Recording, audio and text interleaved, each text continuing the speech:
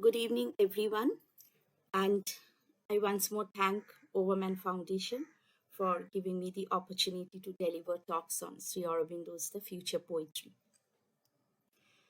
Now, Sri Aurobindo has told us of the five sons of poetry, and we have been discussing this in brief. It's time to take up each of these separately as Sri Aurobindo explains them. So, let us begin with the son of poetic truth. Sri Aurobindo here answers several questions revolving around the theme of truth in poetry, and in the process explains the distance between and the fusion of poetic truth and other truths. That is the main contention of this talk today. So, truth is one of the high powers and godheads of the poet's work, and he shapes his creation from the rays of a diviner sunlight. What do we mean by this? And also, what kind of truth can we demand from the spirit of poetry?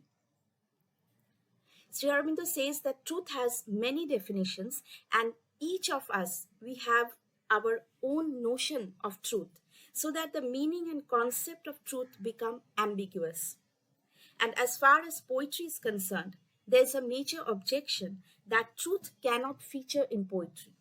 That is, what has the poet to do with truth? Poetry has to do with beauty and imagination and is taken to be something feigning generally. The idea is that the poet takes the truth only as a hint and steeps all matter in the colors of the imagination to give a shape of beauty to whatever he creates.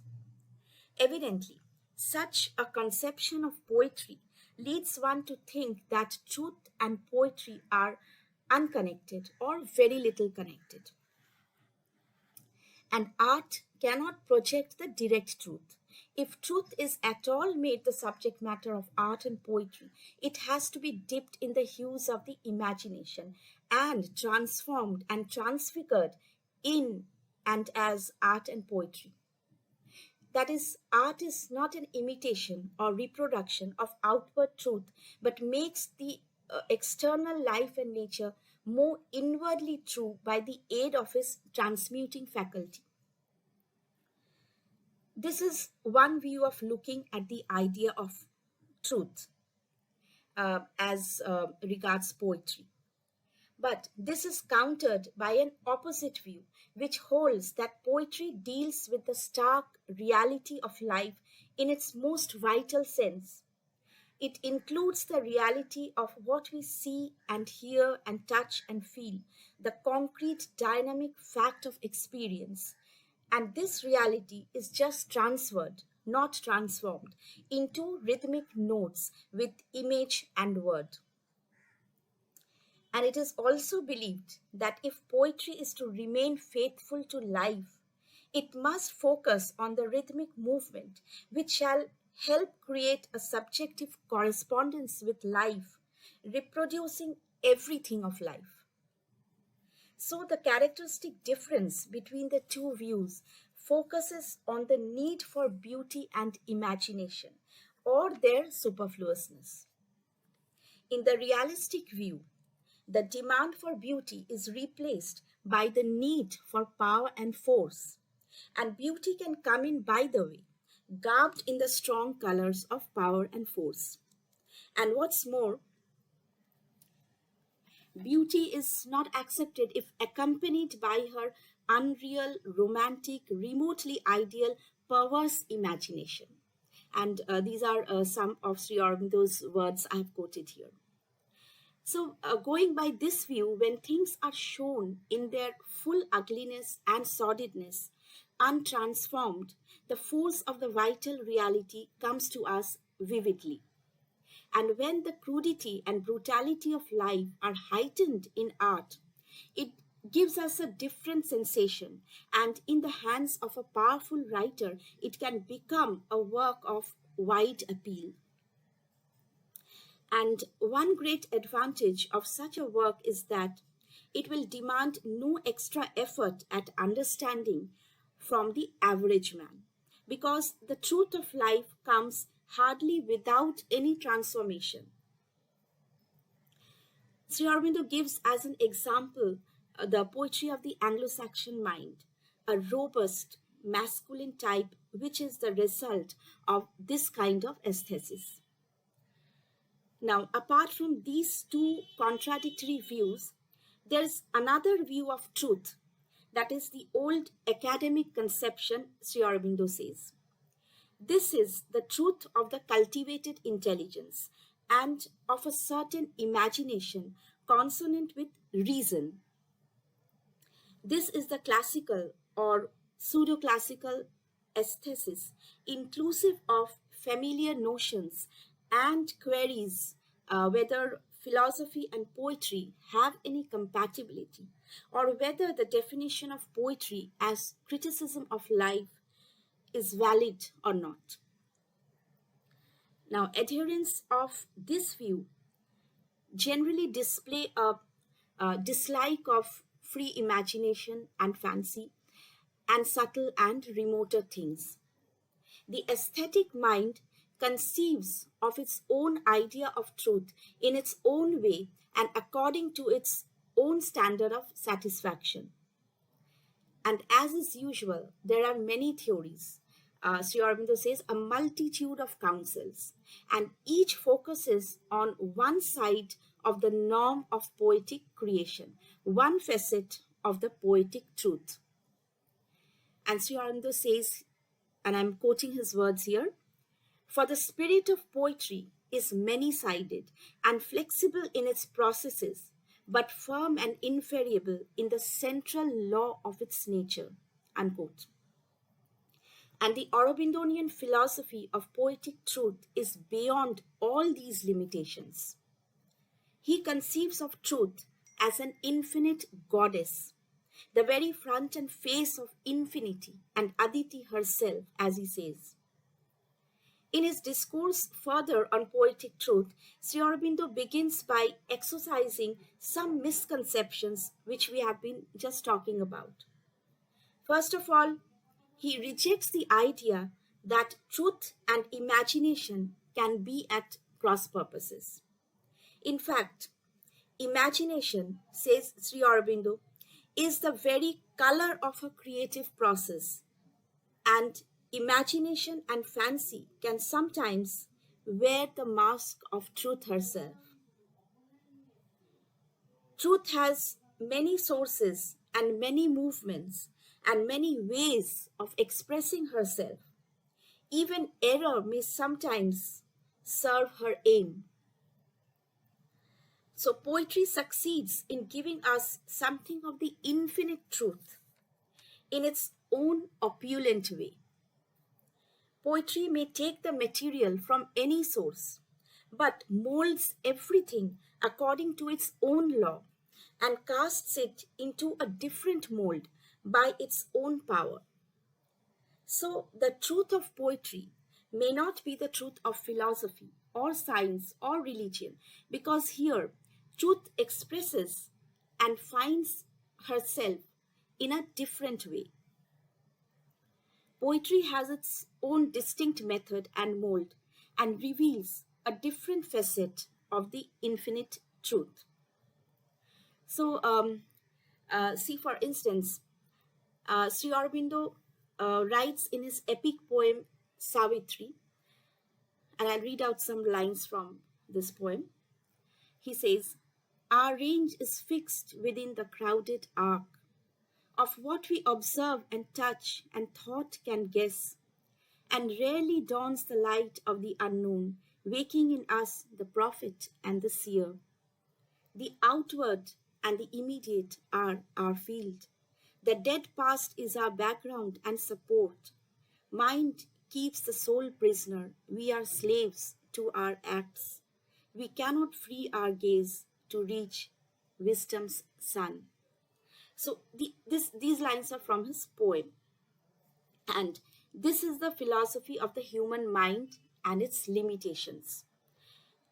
And he has put in these words almost the same philosophy in the life divine. but it has a different cast, it has a different rhythm, it has a different mold. And in the Life Divine, Sri Aurobindo writes, mind in its essence is a consciousness which measures, limits, cuts out forms of things from the indivisible whole. Mind cannot possess the infinite, it can only suffer it or be possessed by it. It can only lie blissfully helpless under the luminous shadow of the real, cast down on it from planes of existence beyond its reach. So, poetry has its own law, and a poet must write poetry only. Though he may be a philosopher, a religious thinker, a scientist, or anything else. But in his poetry, if he gives sermons or intellectual arguments, like we find Wordsworth or Dryden doing sometimes, he breaks the law of poetry. For instance, look at these lines from Lucretius, where he's writing, nor thus doth death so far annihilate things that she destroys the bodies of matter, but she dissipates their combinations and conjoins anew one element with others, and contrives that all things vary forms and change their colors, and get sensations and straight give them over. So, this is poetic, even though Lucretius was a philosopher and thinker. So Sri Aurobindo says going further away from the domain of true poetry makes one tread on lower ground as he loses touch with the true poetic spirit and inspiration. To be a poet, one has to bring out that personality only, the personality of the poet above any other that he may have, that being within who looks with a more richly irised seeing eye and speaks with a more rapturous voice. Other arts cannot express the delight and the joy in the same word or with the same intensity, as they do not have access to the fountainhead of poetry, though they have their deep understanding rapture. Poetry, Sri Aurobindo says, is another cult and worship, and the moment he stands before the altar of the muse, he has to change his robes of mind and serve the rites of a different consecration. So it may be that the poet sets out to express a philosophical or religious or scientific truth, but to create poetry, he has to transmute it, to give that something more which is got from the poetic side. The essence of all these may be remaining the same. The poet must convert his material, whatever he is working with, into the truth of poetry. And if he begins with the poetic insight and intuitive eye at work, then the truth expressed will be more poetic, authentic, and compelling. This is what is important in Sri Aurobindo's theory of poetic truth. Its differences with other kinds of truth, and also their fusion and at what point they meet.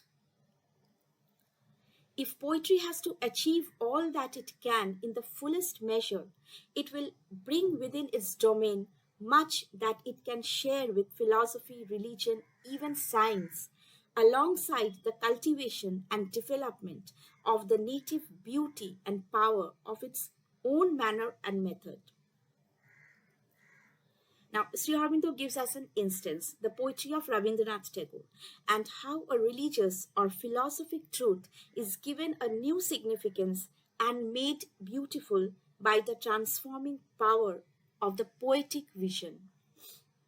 The difference is in the instrument that is used to express the truth and the appeal to the mind. So let's listen to a few lines from Tagore. This is from his beautiful composition called Fruit Gathering, where he sings, you gave me only voice, yet asked for more, and I sing. You made your winds light, and they are fleet in their service. You created your earth, filling its shadows with fragments of light. There you paused.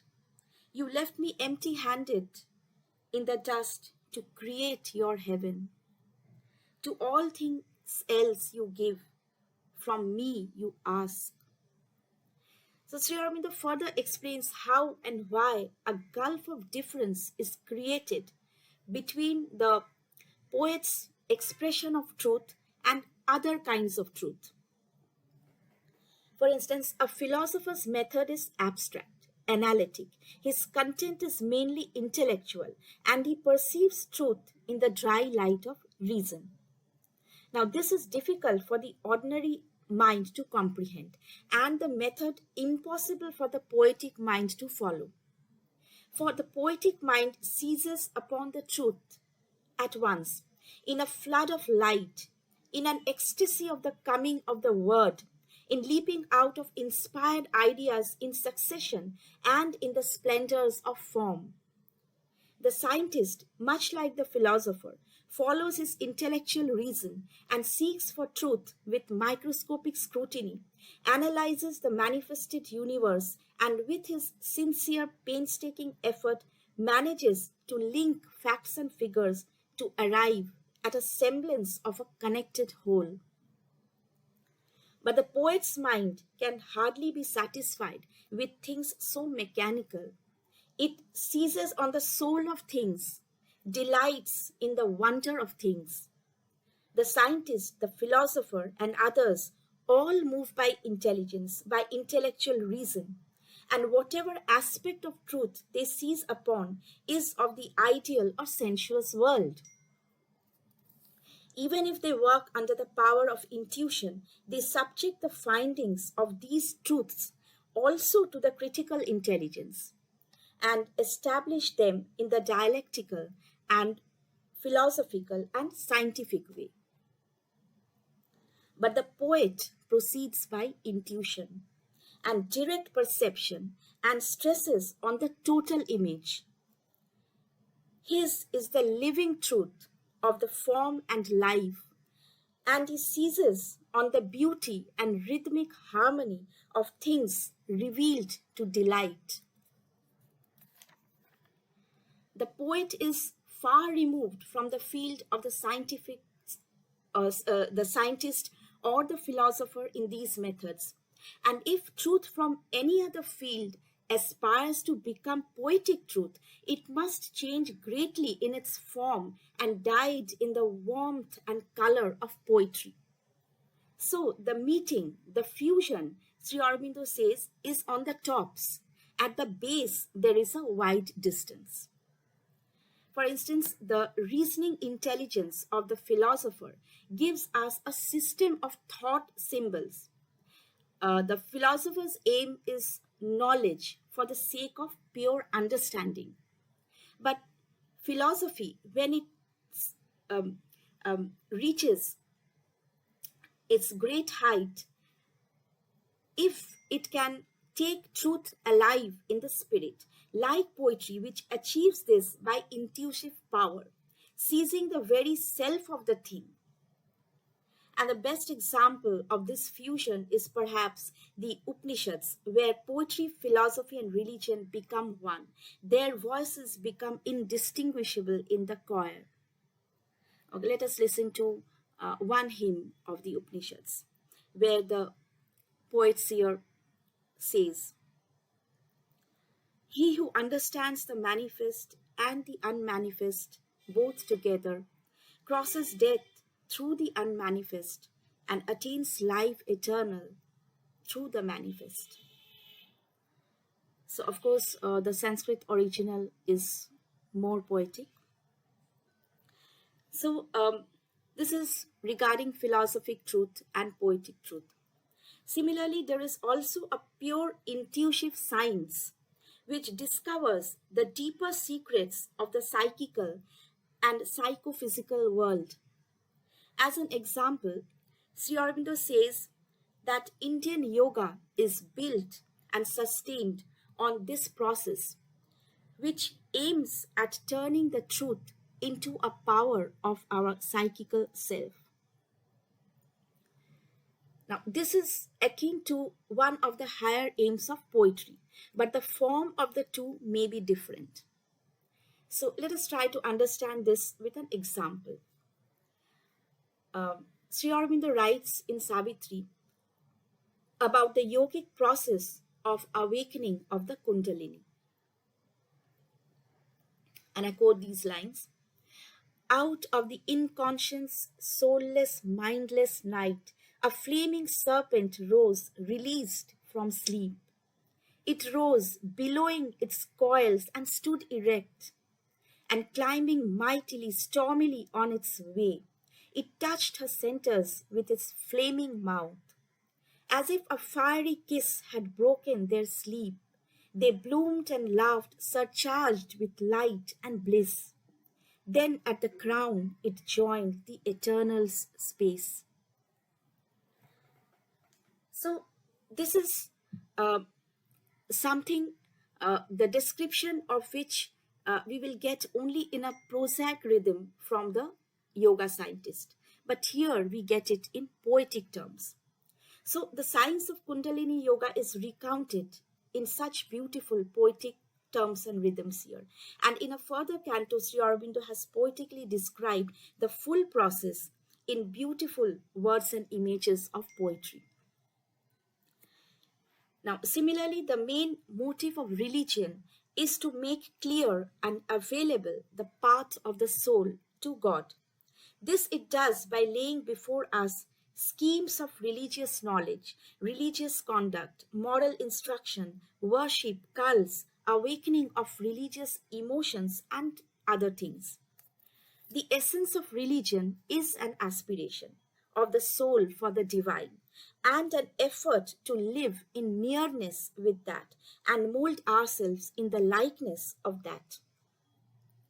Poetry too seeks for that at its height, but it does not adopt the method of religious adoration. It strives to achieve that by a regarding closeness and moved oneness in beauty and delight, to use Sri Aurobindo's words. So, at the base and in their methods, poetry and religion are wide apart, but in their deepest spirit, they touch each other. And Sri Aurobindo remarks significantly that because of this fusion, this greater affinity, philosophy, religion, psychic, and spiritual science were woven into one unity in our ancient Indian culture. We have already seen this in the utterance of the Upanishads. And Sri Aurobindo further notes that the expression of the most intimate experience is always through the poetic word. So, how is poetry born or created? Sri Aurobindo says poetry obeys the direct call of three powers: inspiration, beauty, delight.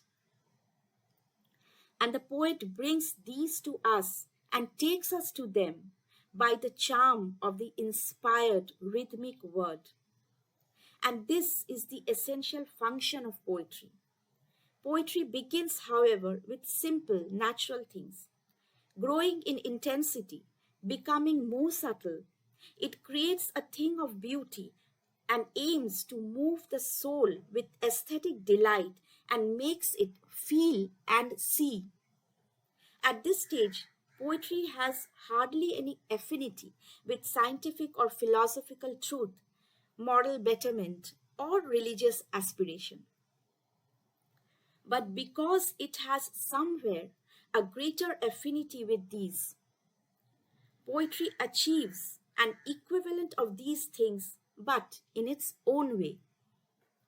The poet brings out the same essential truths as the scientist or the philosopher, either consciously or hits upon it accidentally.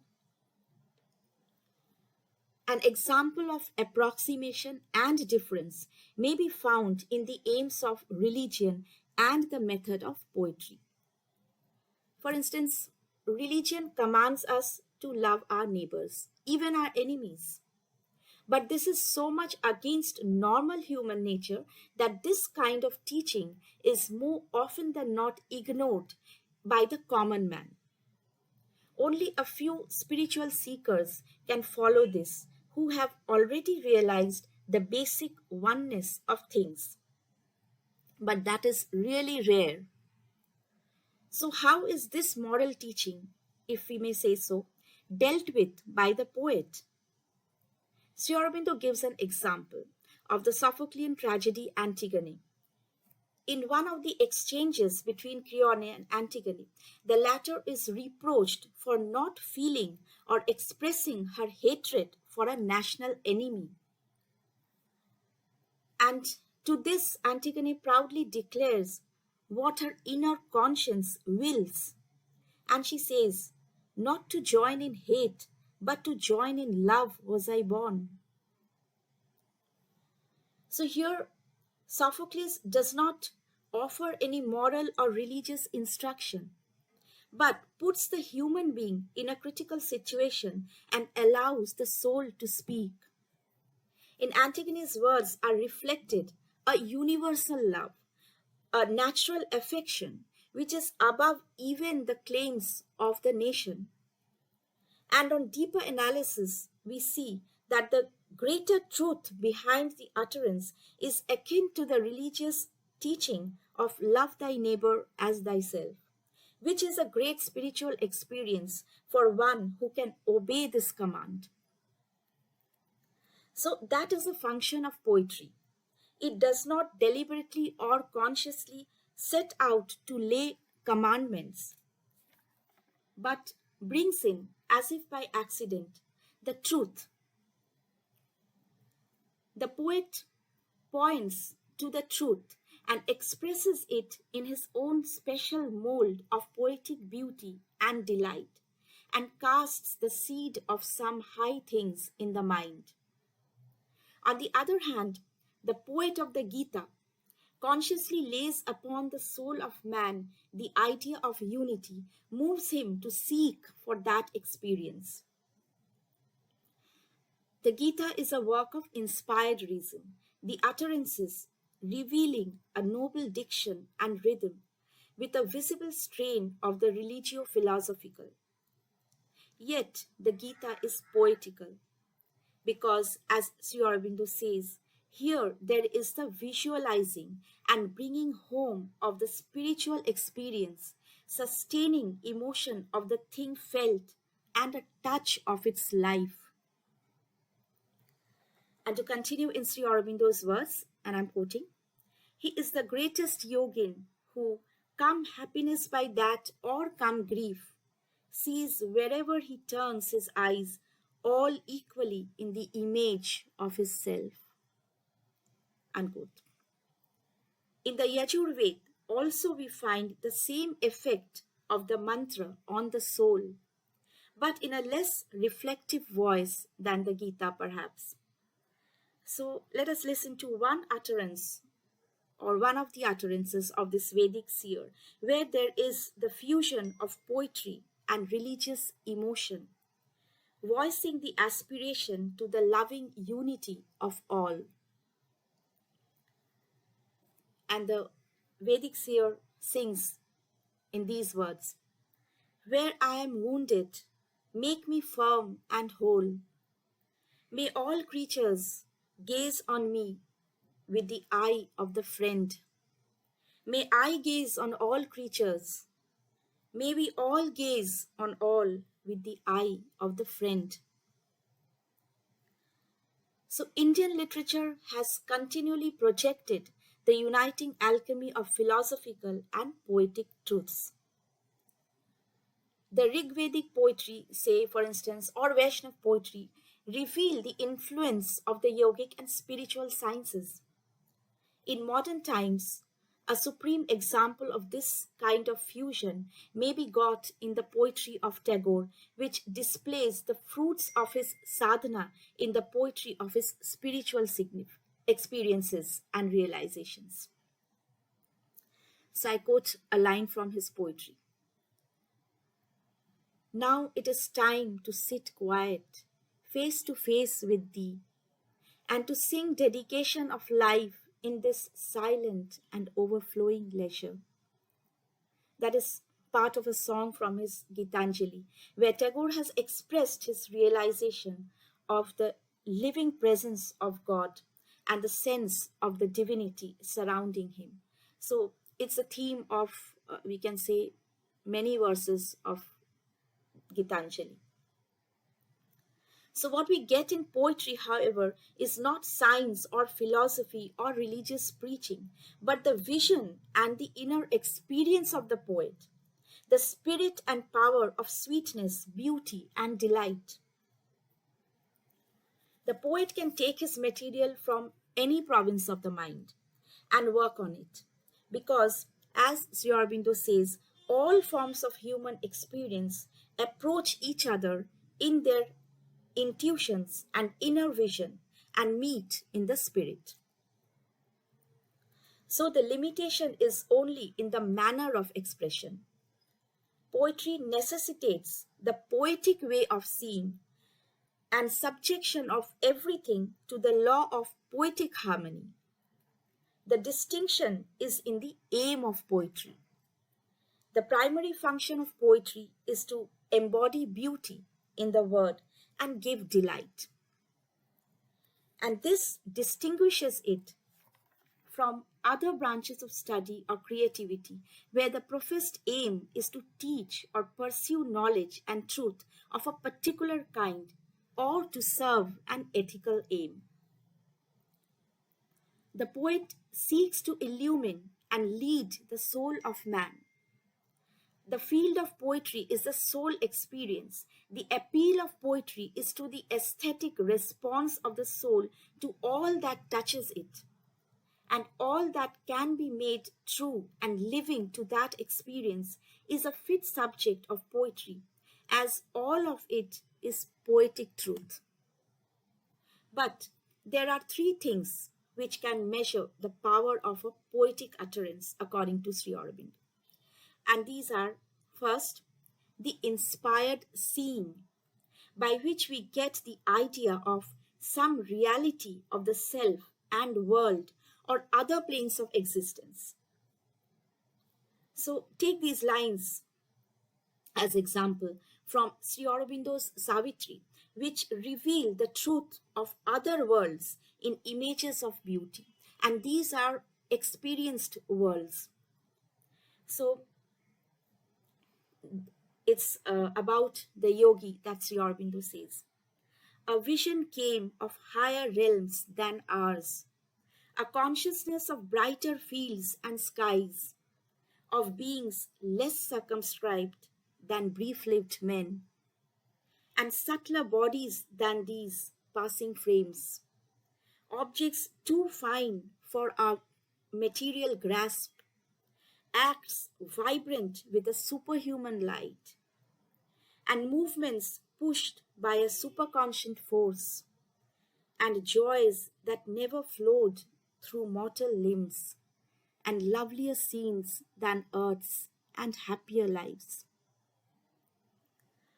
So, the second thing, that is, there must be the touch of the inward life, a creative interpretation of life, and it must be powerful enough to touch the soul.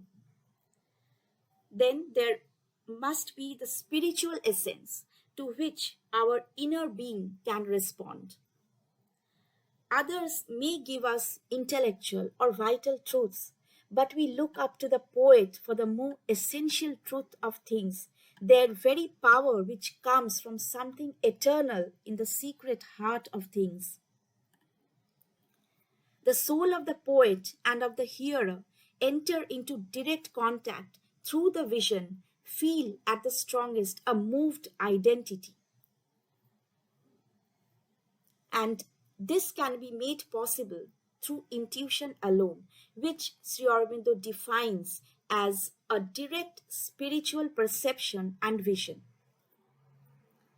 And imagination may come in as a powerful aid and also fancy to some extent. The poet makes use of whatever is beautiful and suggestive, any image or symbol, And Sri Aurobindo says, the finding of a new image is itself a joy to the poet.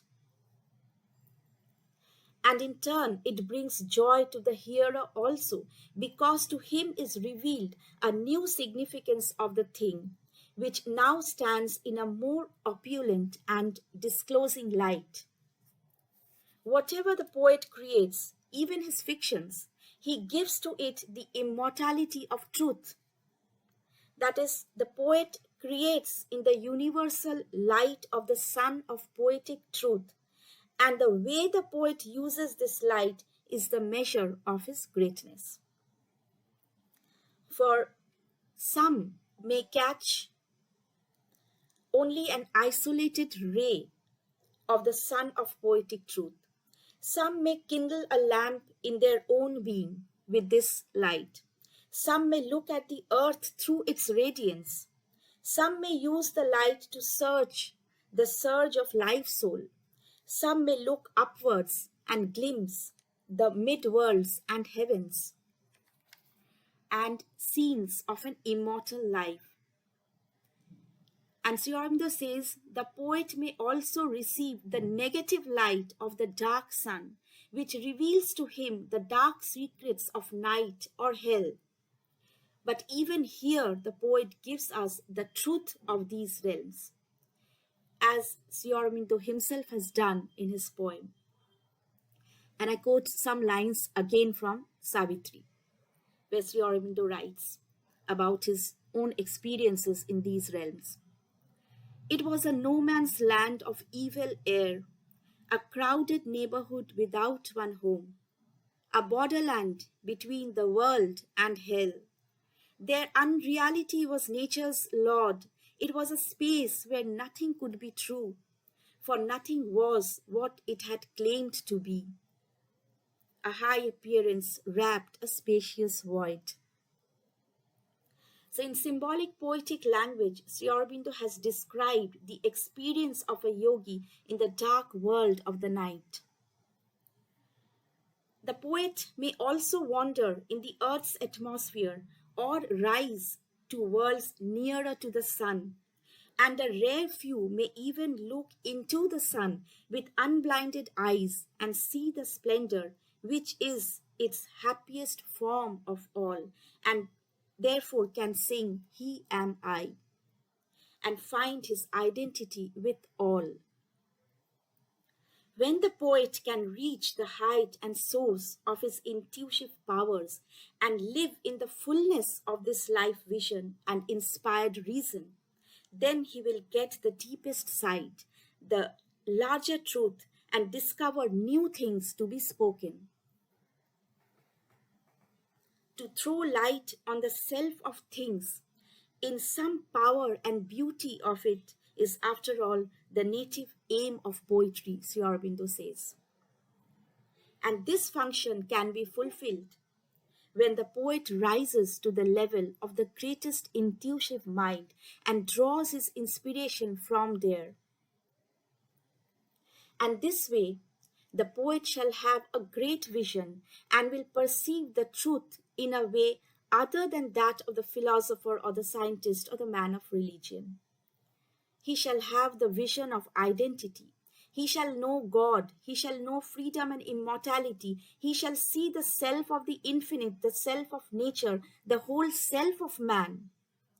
And to see the self is to realize the spirit in everything, the spirit which can reveal the inmost truth of all things. To express these, to feel in a new and greater light, and to give to man the universal spirit and power of beauty and delight is the work of the poet, and this evidently entails the opening of a larger, wider realm for poetry. So much has been done in the past, but much more remains to be done. And we have seen how poetry has already begun making inroads into this larger territory to fulfill its greatest function.